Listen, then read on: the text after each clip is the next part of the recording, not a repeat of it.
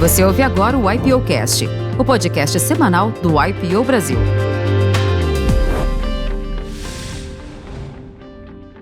André, super bem-vindo, que bom ter você aqui com a gente.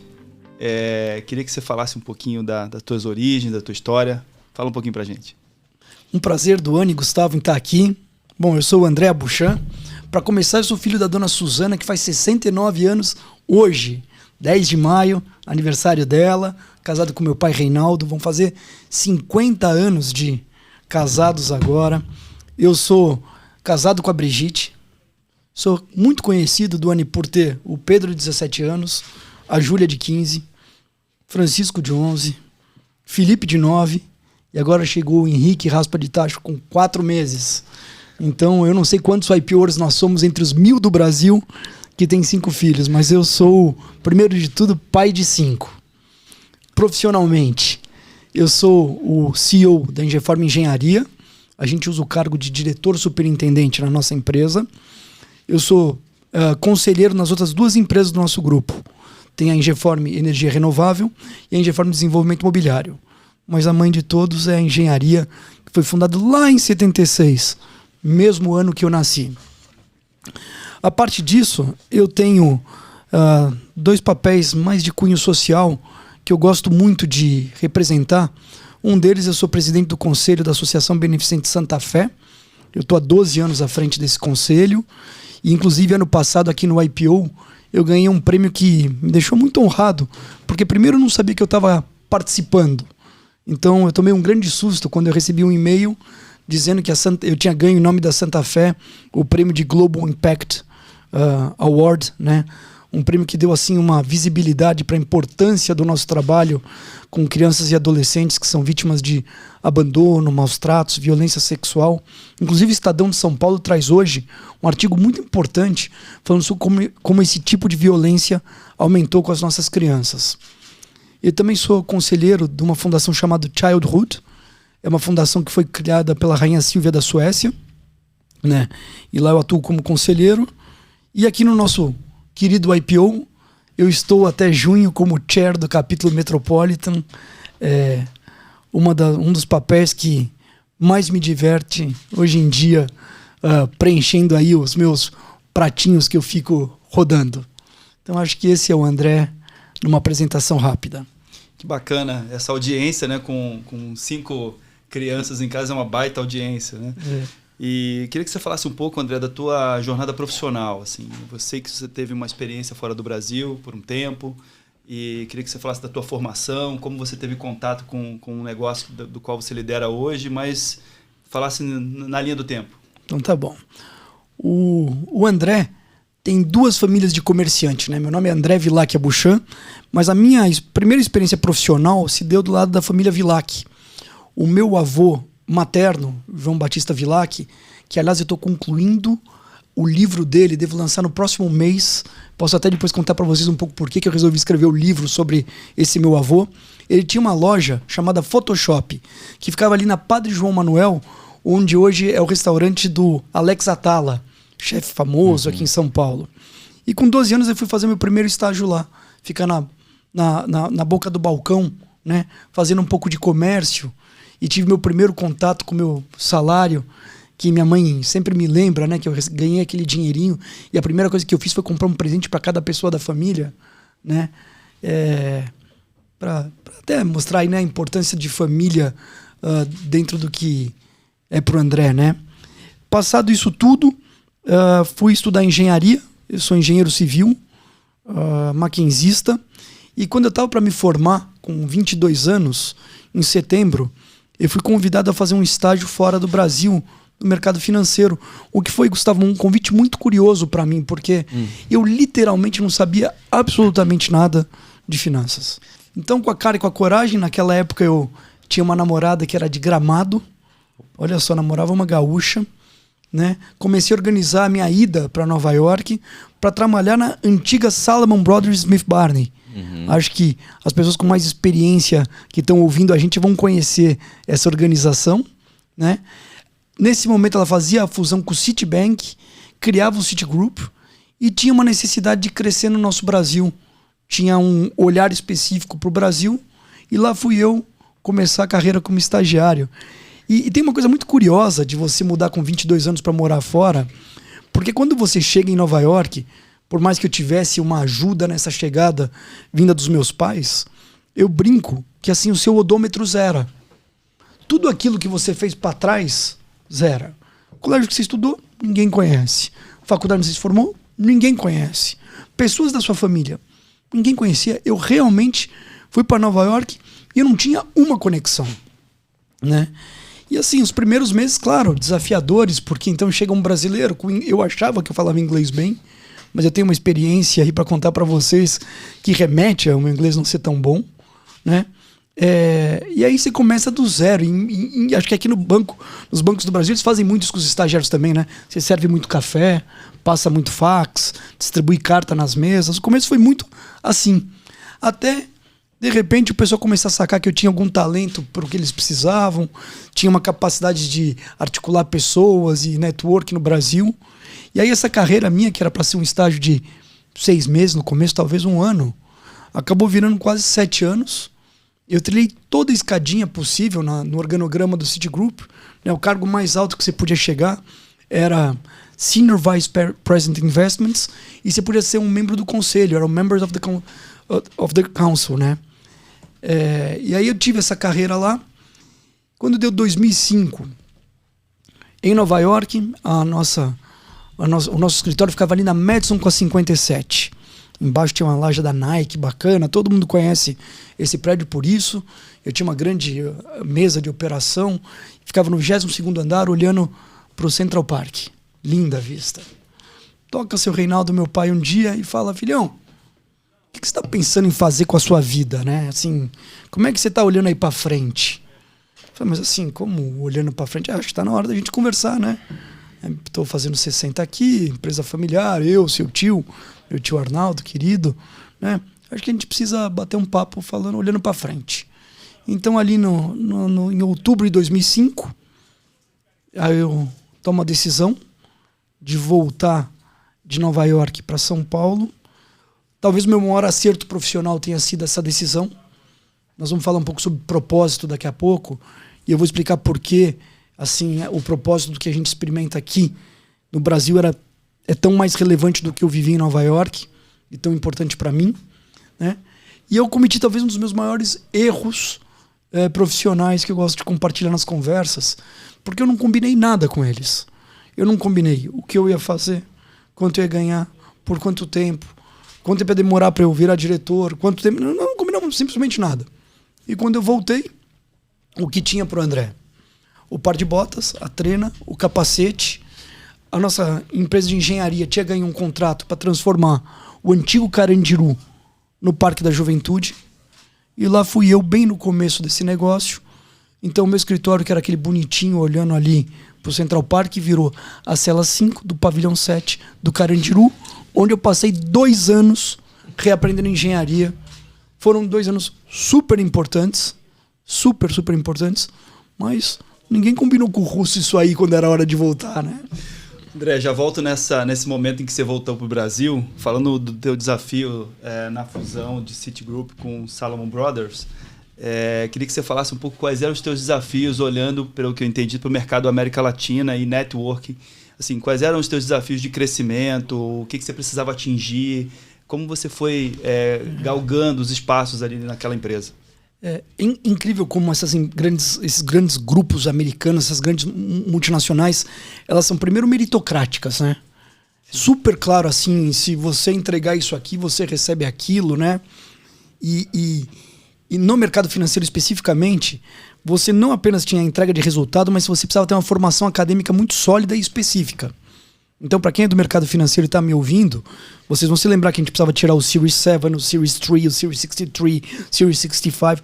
Era uma série de licenças, assim, algumas eram muito difíceis de você obter, porque eram testes num computador por 4 horas, sabe? E no final você precisava tirar 70%. Senão a sua carreira não avançava. E o objetivo do banco era, primeiro, abrir uma área institucional na nossa unidade de negócio que não existia. E aí tinham companhias aéreas, grandes trading de commodities, tinham os hedge funds, tinham bancos, todo mundo começando a trabalhar conosco, que ainda não tinham esse relacionamento com esse braço do Citigroup. E também na área dos clientes privados. Então a gente tinha uma mesa que dividia um olhar para o Brasil, mas abarcava tudo, o público e o privado. Você podia estar arbitrando moedas, índices, metais, ou cuidando do patrimônio de uma família, estruturando a parte tributária e por aí vai. Então era uma mesa muito diversificada. Eu tive uma oportunidade de aprender demais nesses 7 anos que eu fiquei lá. Fiz amigos de todos os países, me ajudou a desenvolver as línguas que hoje eu falo com bastante fluência, porque era uma mesa muito internacional. Trabalhei muito com a comunidade judaica, eu não tenho origem, né, na comunidade judaica, mas eu tinha uma sócia que era de lá, então eu aprendi algumas palavras que eu adoro usar quando eu sinto com meus amigos da colônia. Quais?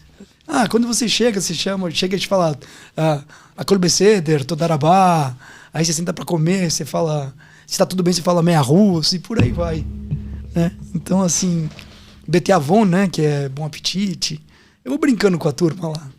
E aí, 7 anos, então, num grupo como esse, imagino que o início tem essa mesa mista, porque é um mercado que está começando, ou uma célula que está começando, e aí essa célula foi evoluindo, imagino que ela vai se clusterizando, exatamente, e aí você foi vivendo essas etapas, até chegar na posição de liderança de um vice-presidente do banco. Como foi essa segunda etapa aí? Era engraçado porque como o banco era muito meritocrático, né? Conforme você ia performando, era ranking na parede, né? Literalmente. Você competia entre 11 mil pessoas. E aí muito jovem, com menos de 25 anos, eu atingi uma posição muito de ponta. Ao ponto de eu ter sido convidado num final de ano a viajar com o Sandy Weil, que era o presidente do Citigroup, num aviãozinho bem pequenininho, não, um jato privado, uma viagem de 4 dias com a esposa dele e eu recém-casado também. Fomos os dois com 25, 24 anos, numa viagem assim onde eles reconheciam o mérito da sua entrega e discutiam a estratégia olhando para frente.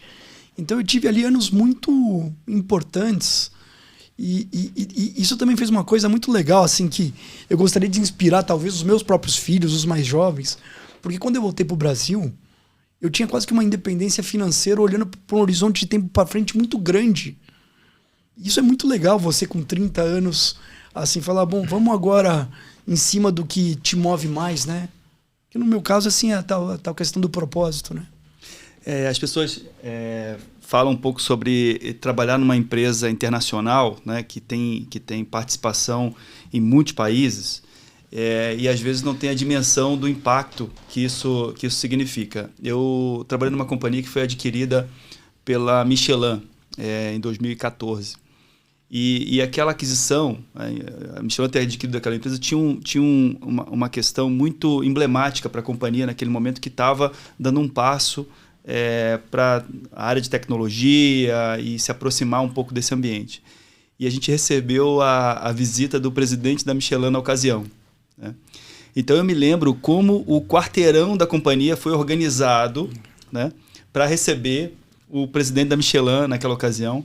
E ele e quantas pessoas envolvidas e quanto aquilo representava para a organização no mundo inteiro, porque era uma organização que estava presente em mais de 100 países. Então, o que significava para aquelas centenas de milhares de funcionários o presidente da companhia ter saído do seu país de origem e vindo até o Brasil para fazer uma visita para aquela empresa que foi adquirida. E aquilo tudo, aquele movimento já tinha um grande significado. Que você descreve um pouco sobre essa viagem de avião que você fez, né? Então, que era imagino, um emblema dentro da organização, né? Você conseguiu chegar nessa posição. E eles cuidavam da gente, viu? Até me inspirou. A gente fez uma viagem agora com a minha diretoria, primeira vez na história da Ingeform, que a gente fez uma viagem, a diretoria toda, com as famílias, os filhos, um pouco conectado com o que eu vivi lá atrás, mas assim, eu adorava quando... E eu consegui quase todos os anos, depois que eu virei gente lá fora, participar dessas viagens com alta liderança. E assim, eram agendas de desenvolvimento, tinha o network, tinha um mimo da empresa conosco, sabe? Um carinho conosco, com as esposas. Então assim, é uma coisa que eu aprendi lá, valorizo, acho que ajudou muito a nossa empresa Ingeform a se tornar mais meritocrática, né? E eu trouxe boas experiências lá dos tempos em Nova York. Tenho muitas saudades daquela época. Você vê como é importante também numa carreira, você que tem empresa familiar, né, André? Ter essa experiência antes também, né? Essa experiência de você trabalhar numa multinacional, ver como é que a máquina inteira funciona, né? A gente até estava falando aqui agora há pouco que no IPO tem 3 tipos de pessoas, aí você comentou também, né? Os empreendedores, né? Os hire guns, né? E os empreendedores de empresas familiares. Ou seja, então, pelo que eu estou vendo aqui, você foi um hire gun e agora depois veio para cá cuidar dos negócios da família, né? Isso é muito benéfico para os negócios da família, né? Eu gostaria muito, assim, e eu tento, sem forçar a barra com os meus filhos, fazer com que eles participem de muita coisa da minha agenda profissional, de forma que isso possa inspirá-los, entendeu? A ir nessas direções. Eu acho que, realmente, assim, voltar depois de 7 anos, mesmo que eu tive que regredir na minha carreira, Doni, assim, a etapa 0, porque quando eu cheguei, eu virei engenheiro 0 na obra. Eu tinha autonomia talvez sobre os estagiários. E aí devagarzinho eu fui reaprendendo assim engenharia, porque é importante para você ser líder de um grupo como o nosso, né, que atua tanto em tantas disciplinas diferentes, você dominar o que está acontecendo nos seus negócios. E foi um processo que começou ali em 2006 e eu me tornei CEO acho que em 2017. Então foram 11 anos aí de... né? Mas isso é coisa do seu Reinaldo, né? Colocar você para ir para Nova York sem ter nenhuma conexão e se virar lá, e depois que você estava lá no 12º andar da 57, olhando pro Central Park, falar, agora você volta e começa tudo de novo. Volta mais preparado. Ele e meu tio, né? Eu tenho um carinho muito especial pelo Arnaldo, que ele não é tio de sangue, mas é mais do que se fosse, porque ele e meu pai são sócios há 40 e tantos anos, e a gente E eu e com o Arnaldo, desde que eu voltei, a gente trabalha muito perto, assim. E ele sempre me deu muita abertura aí para trazer as inovações, as transformações da empresa. E acho que tudo que eles fazem lá na Engeform, os 2 cofundadores, eles fazem tudo muito combinadinho. Então tudo que aconteceu, um concordou com o outro. Né? Nunca tem assim um pai único de uma ideia. Com certeza é o segredo do sucesso, né? Sócio bom e amigo é a melhor coisa que tem também, né? Eles moram um em cima do outro, tem casa na praia, um vizinho da outra, e por aí vai. E como é que tá a Engeform hoje, André? Fala um pouco pra gente, a gente deu uma pesquisada aí. Pelo visto, vocês têm muitos funcionários também. Quer dizer que as obras são grandes ou são muitas obras? Como é que vocês estão? Olha, a gente vive um ciclo muito especial, né? E é importante para falar de hoje olhar um pouco para trás. Porque ali, depois de 2014 e 2015, o nosso país passou por uma grande retração. E é muito curioso, eu adoro analisar dados, né? Olhar assim como é que o PIB do Brasil performava versus o PIB do nosso setor. Então, assim, quando o Brasil caia 3, o PIB da construção civil caia 10. Aí o PIB caia 5, a gente caia 12, 14. Então nós tivemos anos muito difíceis, sabe? E eu tenho muito orgulho do resultado que a gente entregou nos anos mais difíceis. E aí, quando chegou aí mais perto de 2020, pré-pandemia, começou a bater um vento melhor na nossa vela. A empresa, durante a crise, investiu muito nas pessoas. Nós temos um centro de educação e treinamento no 8º andar da Faria Lima, que a gente se orgulha muito. Está lá há 12 anos, no meio da Faria Lima, um baita centro de educação e treinamento. A gente ficou ali afiando o nosso machado durante os tempos mais difíceis, para que quando a economia retomasse, a gente tivesse bem posicionado, né? Uma empresa com balanço sólido, um bom compliance, LGPD, mas principalmente assim, pessoas de ponta fazendo boa gestão. E aí esse momento veio chegando. Então o que é curioso, Gustavo, é que a empresa de engenharia ela cresceu 50% vindo de 20 para 21. Mas essa empresa vai crescer 150% de 21 para 22. Sabe, é um crescimento que em nenhum planejamento estratégico a gente escreveu. A gente nunca falou de um crescimento tão grande. Isso é empresa de engenharia. Então hoje a gente fechou o mês de abril com 4.600 funcionários na engenharia. Né? Então essa é a mãe de todos, ela atua principalmente no setor de saúde, e quando eu falo saúde, eu olho por 2 prismas. Nós estamos fazendo 11 equipamentos de saúde no Brasil, são 11 hospitais. Público ou privado? Público e privado. Público e privado. Mais da metade é privado e os outros são públicos. E assim, trabalhar com saúde, e a gente está fazendo 20 negócios de saneamento no Brasil. E quando a gente fala de negócio de saúde, se conecta muito com o propósito da Engeform Engenharia, que é através da arte de engenheirar fazer a diferença na vida das pessoas. A gente chega agora a 40 hospitais construídos, são mais de 1 milhão de metros quadrados de hospital construído, são quase 7 mil leitos.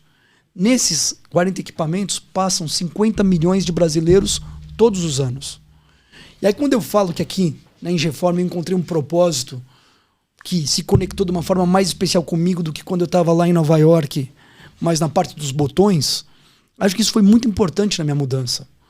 Porque ali em Nova York eu não tinha essa conexão com o propósito da mesma forma que eu tenho aqui.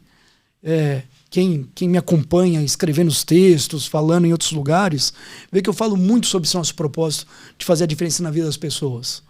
E aí quando eu vou para o saneamento básico, né, com 20 negócios no Brasil inteiro, né, e alguns deles sendo os mais expressivos feitos no nosso país, os últimos 10 anos, as coisas que a gente fez só no estado de São Paulo impactam 30 milhões de paulistanos. Então, assim, uma empresa de engenharia pode ter um impacto exponencial? Eu vou dizer que sim. Semana passada nós estivemos entregando, eu não sei se vocês chegaram a ver isso aí, 400 unidades habitacionais aqui na Zona Sul. 400 unidades, cada família com 5 pessoas, 2.000 pessoas. Teve a entrega para a Dona Maria do Carmo. E eu prestei bastante atenção no discurso dela ao receber a chave. A emoção dela, que estava esperando há 14 anos, Duane, para parar de morar num barraco onde chovia toda noite. Então, de novo, a Engeform Engenharia fazendo a diferença na vida das pessoas no setor habitacional. Então, assim, a empresa cresce muito, estamos assim, muito animados e muito desafiados. Acho que vai vir mais barba branca, mais cabelo branco cedo. E, enquanto isso, a empresa de renováveis está acelerando mais ainda. Né? A empresa de renováveis nossa, que foi fundada em 2007, esse ano vai ter um faturamento maior que a empresa de engenharia do ano passado. Ela era uma startup outro dia. Né? Então os nossos meninos da Renováveis estão voando, transformando a matriz energética do Brasil, né? Aquela matriz suja que polui, né? Em uma matriz limpa e renovável. Estamos começando agora, no segundo semestre, a construção do nosso terceiro parque eólico. Nós temos 2 empresas de energia, né? Uma é a que gera energia, chamada Serra das Vacas. Ali a gente chega agora, após a construção desse parque, em 240 megawatts de energia eólica. Já a empresa de desenvolvimento de projetos chamada PEC, ela tem 8 gigas sendo comercializado. E, inclusive, na sexta-feira, o Estadão divulgou aí, eu não sei nem se vocês pegaram essa, que a gente fechou um negócio com uma multinacional francesa, fechamos a nossa maior venda da história da empresa. Então, assim, os meninos estão animados. E, na empresa de desenvolvimento imobiliário, aí a coisa está um pouco mais complicada. Essa empresa nossa, ela tem um modelo patrimonialista, ela não está investindo nesse momento. Fizemos um planejamento estratégico muito bacana e confesso que a gente está um pouco sem visão se agora é a hora de investir nos produtos que a gente gosta de investir. Então esse é o momento da empresa. Temos um conselho de administração que cria muito valor para nós. Assim, eu tenho muita sorte de ser o superintendente da engenharia, mas ter em cima de mim um conselho porreta, antes dos conselhos de acionistas, né? E aí tem uma diretoria jovem que fala essa minha linguagem, essa nossa linguagem da Engeform, que gosta de trabalhar no nosso modelo de gestão, que é bem falconiano. A gente é discípulo há 12, 15 anos aí da disciplina do professor Falcone. E acho que eu termino dizendo que eu estou muito satisfeito com os resultados que a gente tem construído, mas eu não estou falando de resultado financeiro, eu estou falando de resultado de impacto mesmo. Impacto na qualidade de vida de milhares de pessoas, impacto com as nossas coisas de ESG, né?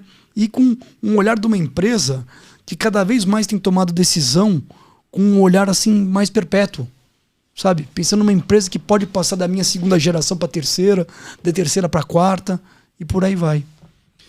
André, você falou de uma companhia que está aí presente em 20 projetos simultâneos, pelo que eu entendi, 4.600 funcionários. Essa é a empresa que você lidera diretamente. É engenharia. Como funciona a esteira de uma empresa dessa magnitude, né? Então, como os projetos vão chegando, né, e vai casando com o tempo de término de outros projetos, como é que é a gestão? Você falou que tem uma escola falconiana de gestão pelas diretrizes, conheço bem, o professor Falcone.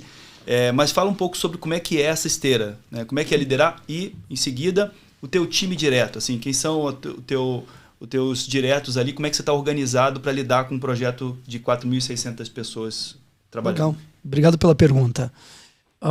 Nós estamos em 32 canteiros pelo Brasil, tá? Tudo nasce do nosso planejamento estratégico, né? Então, a partir do planejamento estratégico, a gente define principalmente onde nós não vamos. Mais do que definir onde a gente vai, a gente decide onde a gente não vai. A diretoria comercial, onde os negócios são triados, orçados, estruturados, precisa ser uma diretoria robusta, porque é ali que nasce tudo, né? E a partir do momento que eles já têm bastante clareza de onde a gente não quer atuar, e assim tem tentação o tempo inteiro para você sair da sua estratégia. Então eles passam a ter uma coisa muito simples, que é o funil de venda, né? Aparece uma oportunidade, aí você mapeia as suas forças, a gente tem os nossos critérios bastante qualitativos e quantitativos para ver se faz sentido ou não prospectar uma oportunidade comercial.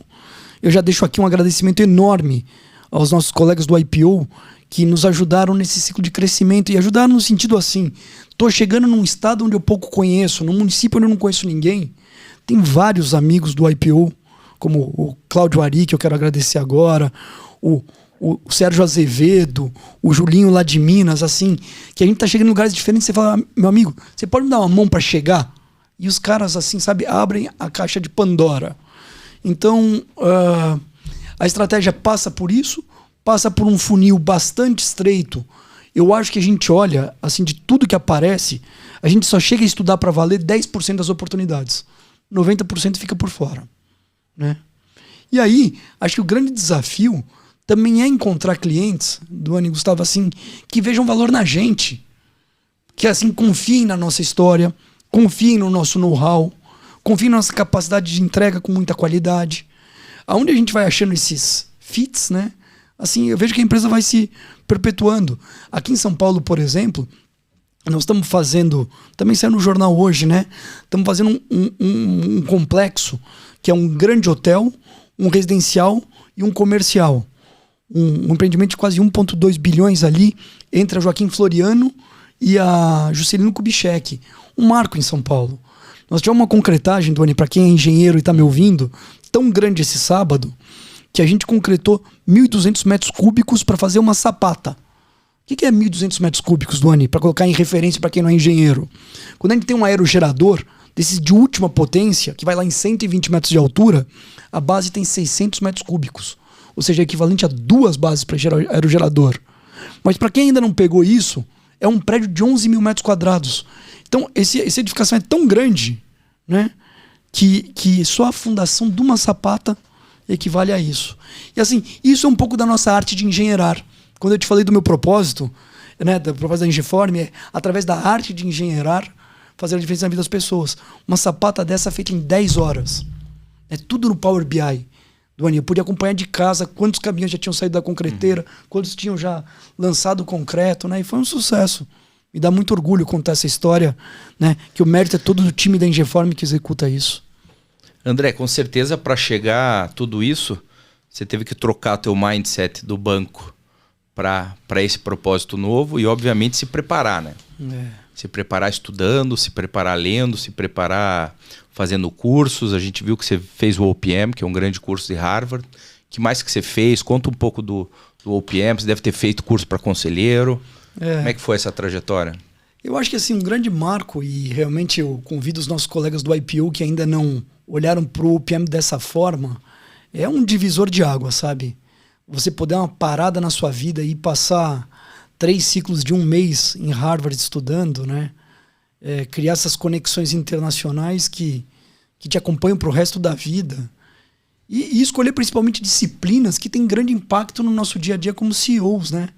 Então você não vai para o OPM para estudar talvez algumas matérias que a gente teria no MBA, que, pô, você fala, isso aqui eu não vou usar. Sabe, eu li 30 casos que para mim não servem para nada. Assim, o que você estuda lá no OPM realmente são coisas que fazem a diferença na sua empresa e na sua vida. Eu acho que o OPM ele é transformador. E ele não termina com os 3 anos, né? Ele tem a cada 2 anos a sua reciclagem. E a nossa turma, assim, a gente ficou muito amigo. Eu fiz parte de um living group de 8 pessoas, cada um de um lugar do planeta, que a gente seguiu se encontrando nos lugares mais diferentes do mundo. Já fomos para a Índia, já fomos para a Austrália, já fomos para a Islândia, já fomos para a Holanda. E assim, e sempre com uma agenda de desenvolvimento. Claro que tem a diversão, mas sempre tem um olhar para a agenda de desenvolvimento pessoal e profissional. E o que se conecta muito com o nosso lifelong learning do IPO. Né? Diz que o outro perfil dos IPOs que existem, né? Tem o My Network, My Net Worth, que a gente conversou agora há pouco, e também tem esses caras que, assim, a cada oportunidade que eles têm, eles estão aprendendo alguma coisa. Eu imagino que vocês aqui, ao conduzirem esse podcast tão espetacular, estão sempre aí podendo encher um pouco o copo, se ele estiver meio vazio. Sem dúvida. Não tenha dúvida. E você fez também um curso na Singularity University. Fala um pouquinho sobre isso. Pô, obrigado. Até já tinha esquecido. Talvez essa daí tenha sido uma das experiências mais inusitadas para mim no IPO. Porque, por isso que é importante, pessoal, a gente tá conectado no Connect, sabe?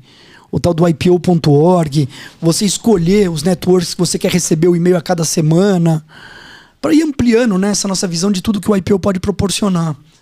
E aí, acho que em meados de 2018, passa lá um e-mail assim: a comunidade de construção e tal está organizando um evento na Singularity da Dinamarca, que eu nem sabia que existia, focado exclusivamente na transformação do nosso setor. Então eram 3 dias de agenda, com os melhores professores que a Singularity tem, mas focado no impacto no meu negócio. Né? E para mim aquilo ali foi brilhante. Assim, inclusive, se fosse hoje de novo, eu ia entrar no nosso grupo do WhatsApp que a gente tem nos consultores e falar: pessoal, vamos um monte de gente, porque eu fui sozinho. Eu fui o único brasileiro que foi. E aí fortaleceu muito uma pegada que eu estava desenvolvendo do nosso hub de inovação chamado Okara, que foi um dos primeiros hubs de inovação do nosso setor, onde a gente acelerava startups que se conectavam com os nossos negócios no modelo de equity free. Então eu fui lá, ouvi e estava falando: nossa, a agenda do Okara está super legal, vamos seguir em frente. Então, como experiência vivida, eu acho que a gente tem que ficar muito atento na agenda educacional que o IPO nos oferece. Tem coisa acontecendo lá na Suíça agora, tem coisa em Londres, tem coisa nos Estados Unidos, né? Então cabe a nós aproveitarmos o máximo possível do IPO. André, tô vendo aqui, Duane, eu gosto de relógio, já vi que o André gosta de relógio, você também. Mas o teu relógio é igual o meu, André. Pelo jeito você faz esporte, me conta aí como é que você faz esse work-life balance. O que você faz para compensar toda essa carga aí? Você sabe que hoje eu fui pedalar, hoje eu acordei cedo, era 5h15, né? Aquele friozinho, dá uma vontade, né, de não ir, né? Aí peguei, me vesti, subi na bicicleta, fiz o meu giro lá. Puta, quando eu terminei, eu virei pro meu amigo que tava comigo e falei: cara, mas como valeu a pena ter feito isso hoje, né? Pô, obrigado por estar aqui do meu lado, né? E eu acho que pra gente viver essa vida equilibrada, a gente precisa de disciplina. Não tem jeito, Gustavo. A gente precisa se organizar. A gente precisa colocar os compromissos na agenda. Eu brinco muito. A gente tem uma cultura muito forte lá na Engeform do papo com o CEO. Lá chama Papo com Ava, André Vilac Abuchan. E eu faço esses papos com Ava regularmente. E agora, nos papos com Ava, a gente está discutindo o livro O Poder do Hábito. Sim. Né? E eu falo muito que assim, você poder ter os seus hábitos é colocar na agenda. Então assim, terça-feira o André pedala. Quarta-feira o André faz a musculação, porque se não fizer vai se machucar, né? Aí na quinta-feira tem o não sei o quê, aí tem a corrida, tem o tênis. Então assim, muito do que eu gosto de fazer, sou apaixonado por esporte. Minha primeira maratona eu corri quando eu estava em Nova York. Fiz uma homenagem ao meu filho Pedro, que nasceu lá. Né? Quando a gente engravidou em 2003, eu falei: olha, se esse moleque nascer com saúde, eu corro essa maratona. E aí eu peguei paixão pela corrida. Durante mais de 15 anos foi a minha rotina, corri muito, muito, muito, muito. E agora eu tô pagando o preço de ter corrido muito. Tem dor no pé, tem dor no joelho, tem dor no quadril, tem dor em tudo quanto é lugar. Tem mais hora agora de fisioterapia que o urubu tem de voo. Né? Então a bike vai bem ainda, a bike vai bem, pouco impacto, né? E esse nosso Rio Pinheiros, pessoal? Pode pedalar ali do lado. Tá bacana. E os caras agora urbanizaram a ciclovia.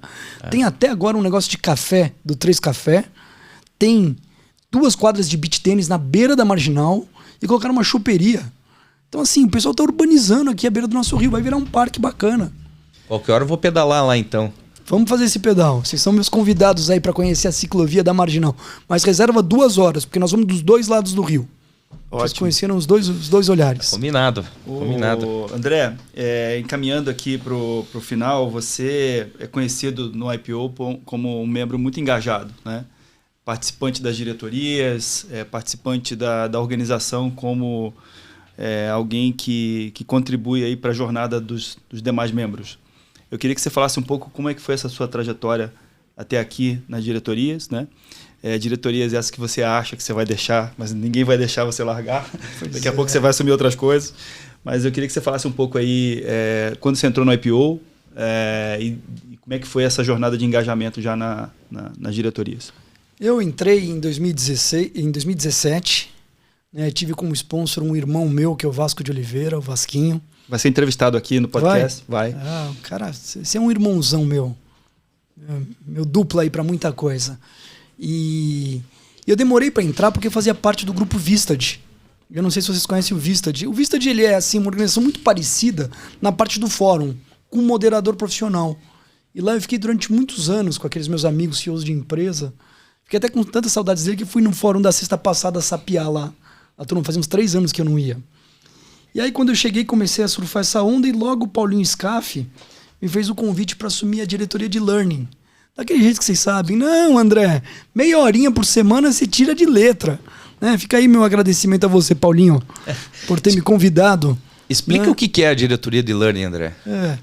A diretoria de Learning é responsável por criar, né, a agenda que conecta com toda a família de IPOers, né? Porque a gente tem o Learning para os Youngs, tem o Learning para as Spouses, tem o Learning para nós, IPOers, né?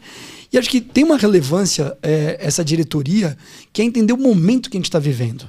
Então, assim, eu deixo aqui uma sugestão para os incoming learnings, que eles cheguem entendendo o que os capítulos querem, assim, entender melhor nesse momento, que experiências eles querem ter, porque se a gente não souber o que o pessoal quer, a gente vai ficar trazendo um monte de agenda que eventualmente não atende a expectativa do nosso público que é experiências only o IPO, né? Então acho que a primeira coisa raise. É sempre muito alta a nossa barra. Então acho importante entender os temas que são relevantes. Deixo um desafio aí para os meus colegas de Learning que tragam o tal do Simon Sinek, que a gente estava tentando trazer e ainda não conseguiu, mas parece que está na agenda da turma. Eu acho um cara bacana da gente ouvir no IPO. E acho que assim, sempre prestar bastante atenção nas avaliações. As avaliações trazem feedback para nós, que não é para olhar só se a nota é 9.7 ou 9.8 ou 9.5. Entender como é que o nosso público percebeu a experiência que a gente proporcionou, né? Então, essa é um pouco da experiência que eu tive. Eu fui diretor de Learning durante a pandemia, pessoal, e eu tive que conduzir junto com os meus pares Thaisa e junto com o Richard Stade e o Dimitrios, né, uma agenda toda online.